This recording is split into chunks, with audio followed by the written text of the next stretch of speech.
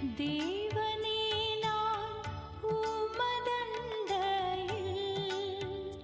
இன்னும் நெருங்கிச் சேர்வதே என் நாவல் பூமியில்.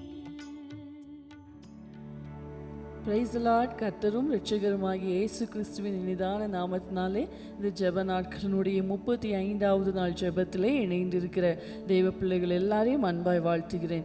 இன்றைக்கும் கூட நம்முடைய ஆவிக்குரிய வளர்ச்சியை தடுக்கிற, நம்முடைய ஆவிக்குரிய வளர்ச்சிக்கு ஒரு பெரிய தடைக்கல்லாக இருக்கிற ஒரு காரியம் என்னன்னா நம்முடைய கோபம். நம்ம நிறைய வருஷம் விசுவாசிகளாக இருப்போம், ஆனாலும் கூட நம்முடைய கோபத்தை பல நேரங்களிலே நாம் அடக்காமல் போய்விடுவதனால அது நம்முடைய ஆவிக்குரிய வளர்ச்சியை பெரிதும் பாதிக்கிற ஒரு பெரிய தடைக்கல்லாக, ஒரு பிளாக்காக அது அமைந்து விடுகிறதை நம்மால் உணர முடியும். அன்கண்ட்ரோல்டு ஆங்கர், அதாவது நம்மளால் கட்டுப்படுத்த முடியாத ஒரு கோபம் நம்முடைய ஸ்பிரிச்சுவல் இம்மெச்சூரிட்டி, நம்முடைய ஆவிக்குரிய முதிர்ச்சி இன்மையை தான் நிறைய நேரங்களில் காட்டுகிறது. பாருங்கள், அநேக பரிசுத்தவான்களை, நமக்கு தெரிந்த நிறைய பரிசுத்தவான்களோடு நம்ம கம்பேர் பண்ணி பார்த்தோம் அப்படின்னு சொன்னால் அவங்க எல்லா சூழ்நிலையிலும் சாந்தமாக அமைதலாக தன்னை எதிர்க்கிறவர்களிடத்துல கூட பதில் பேசாமல் இருக்கிறதையெல்லாம் நம்ம பார்த்துருக்கிறோம் இல்லையா? அதுதான் ஒரு ஆவிக்குரிய முதிர்ச்சியினுடைய அடையாளம். நம்ம ஆண்டவருக்குள்ளே வளர வளர நம்முடைய கோபத்தை அடக்க நாம் முயற்சி செய்ய வேண்டும். பரிசுத்த ஆவியானுடைய துணையோடு நாம் அதை கட்டுப்படுத்துவதற்கான முயற்சிகளை நாம் செய்ய வேண்டும். அது மாத்திரமல்ல, நம்முடைய கோபம் நிறைய நேரங்களில் மனிதர்களோடும் சரி, ஆண்டவரோடு உள்ள உறவிலும் சரி, நிறைய நேரங்களில் அது ஒரு விரிசலை ஏற்படுத்துகிற ஒன்றாய் காணப்படுகிறது. பிரியமானவர்களே, கோபம் பொதுவாக ஒரு அன்ஹீல்டு ஹார்ட், அதாவது குணப்படுத்த முடியாத, குணப்படாத இருதயத்திலிருந்து தான் நிறைய நேரங்களில் இந்த கோபம் தோன்றுவதை நாம் பார்க்க முடியும். நிறைய நேரங்களில் நம்ம கூட ஏதாவது ஒரு ஏமாற்றத்தின் வழியாக, ஏதாவது ஒரு வழியில் நம்ம சென்று கொண்டிருக்கும் போது நம்மளை அறியாமலே அந்த கோபம் வந்து விடுகிறது இல்லையா?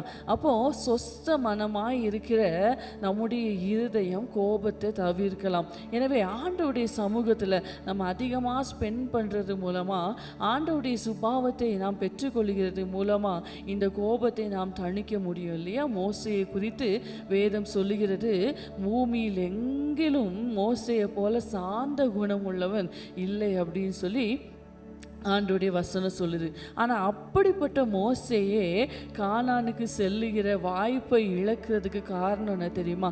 ஜனங்கள் அதிகமாக அவரை மனமடி வாக்குனதுனால அவரால் அந்த கோபத்தை கண்ட்ரோல் பண்ண முடியல.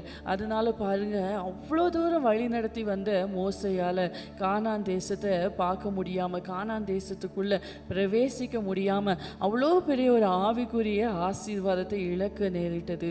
பிரியமானவர்களே, நம்ம பரம கானானை நோக்கி பிரயாணமாய் போய்கொண்டிருக்கிற விசுவாசிகள் இல்லையா? நம்முடைய வாழ்க்கையிலும் நம்முடைய கோபம் நிறைய நேரங்களில் நம்முடைய ஆவிக்குரிய வளர்ச்சிக்கு தடையாக காணப்படுகிறது.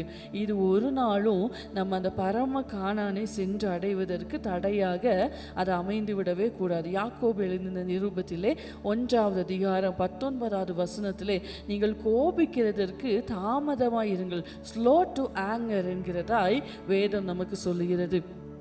சங்கீதத்தில் கூட நாம் வாசிக்கிற பகுதியில், சங்கீதம் 4வது சங்கீதத்தில், நீங்கள் கோபம் கொண்டாலும் பாவம் செய்யாதிருங்கள் என்கிறதாய் வசனம் சொல்கிறது. அப்படியானால் ஏதோ ஒரு இன்சிடென்ட் மூலமாக நம்ம கோபப்படுத்துகிறது மாதிரி சூழ்நிலை வந்தாலும் நம்ம அந்த சூழ்நிலையில் அமைதியாக இருக்கணும் அப்படின்னு சொல்லி தான் வசனம் சொல்லுது. நம்முடைய கோபத்தை அப்படியே ஆவியானுடைய துணையோடு நம்ம கட்டுப்படுத்தணும்னு சொல்லி தான் வசனம் சொல்லுது இல்லையா? நிறைய நேரங்களில் நம்ம கோபத்தின் மிகுதியினால் வெளிப்படுத்துகிற சில வார்த்தைகளாகட்டும், கோபத்தின் மிகுதியினால் நம்ம எடுக்கிற முடிவுகளாகட்டும், செய்கிற செயலாகட்டும், நிறைய நேரத்தில் அது நம்மளையும் பாதித்து அநேகரை பாதிப்புக்குள்ளாக்குகிற ஒன்றாய் காணப்படுகிறது இல்லையா? அப்போது நம்மளுக்கு கோபம் வருது அப்படின்னு சொல்லி நம்ம அதை ரியலைஸ் பண்ணும்போதே நம்ம அமைதியாக இருந்து விட வேண்டும் என்று சொல்லி வேதம் நமக்கு போதிக்கிறது. பாருங்கள், பரிசுத்த ஆவியானுடைய துணையோடு, ஆவியின் கனிகளோடு, அதில் ஆவியின் கனிகளில் ஒன்று தான் ஜென்டில்னஸ் இல்லையா?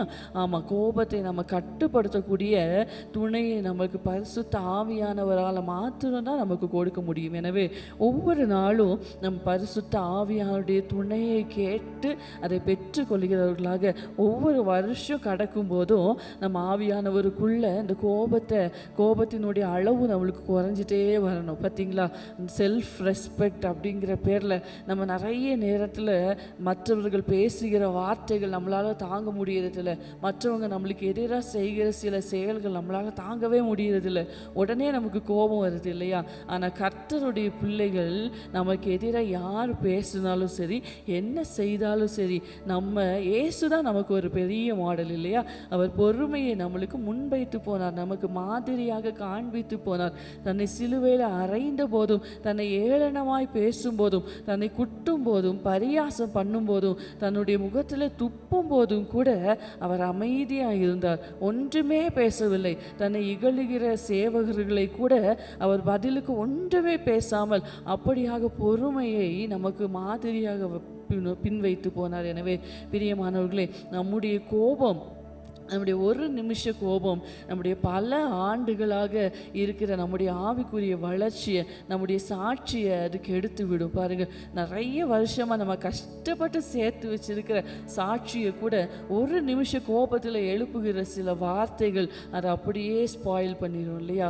எனவே இந்த காலை வேளையில் ஆவியானவர் நம்மோடு பேசுகிற காரியம் இதுதான் பிரியமானவர்களே. நம்முடைய கோபத்தை கட்டுப்படுத்த நம்ம முயற்சி செய்வோம். பரிசுத்த ஆவியானவர் நமக்கு உதவி செய்வாராக.